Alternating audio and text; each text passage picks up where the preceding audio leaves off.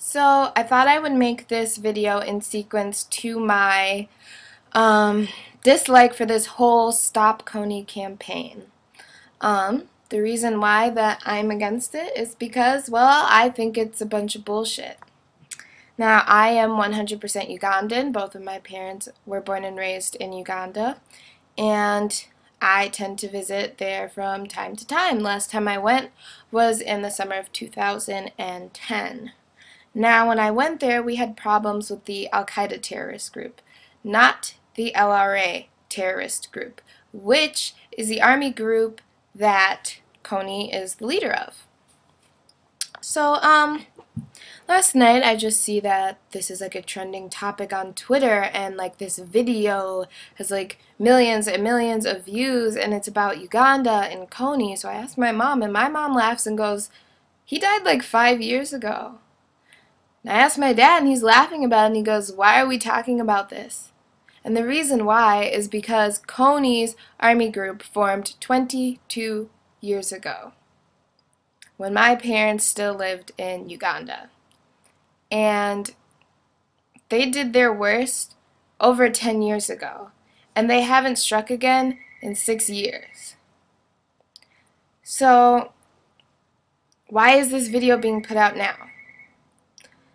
And the whole thing is to stop Kony when we have the U.S. government and other national governments interfering, and they have been since 2008, and they still have yet to find Kony. And there's also rumors that Kony's dead and that he's not in Uganda.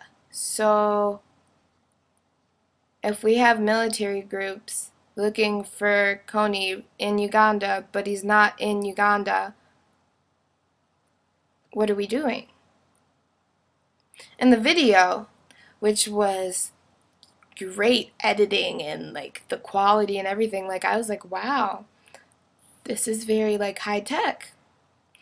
I looked into the InvisibleChildren. They make over $13 million a year as a company, and 31% of their donations actually go to the causes.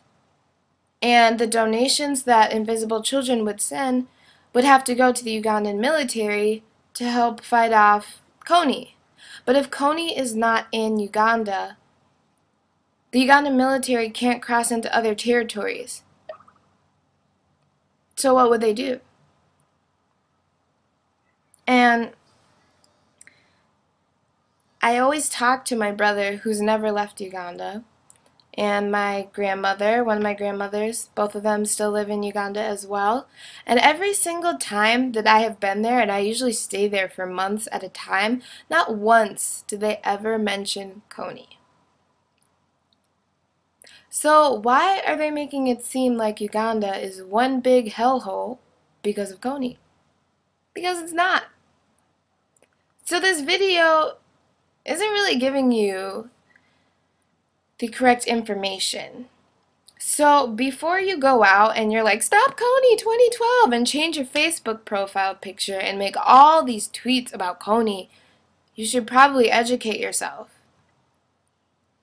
I mean, you shouldn't base it off of one YouTube video that a guy makes $90,000 a year for making these videos. He doesn't make it because he flies around the country and feels bad and decides he's going to sit at home and make this fantastic video to hope to make the world a better place. No, he is making a great living off of this. I mean, it's great if you want to do send donations to anywhere for any causes, but you should probably do that through somewhere more trustworthy, like the Amnesty International. And then it's like, what happens to the other causes like Darfur, that AIDS movement, the Red movement, that kind of just went away? And then what's going to happen? How long is this going to last? Are we going to care about Kony until we actually get him? Or is it going to take something else to go on? Because there is something else going on right now, and you would know if you watch the news.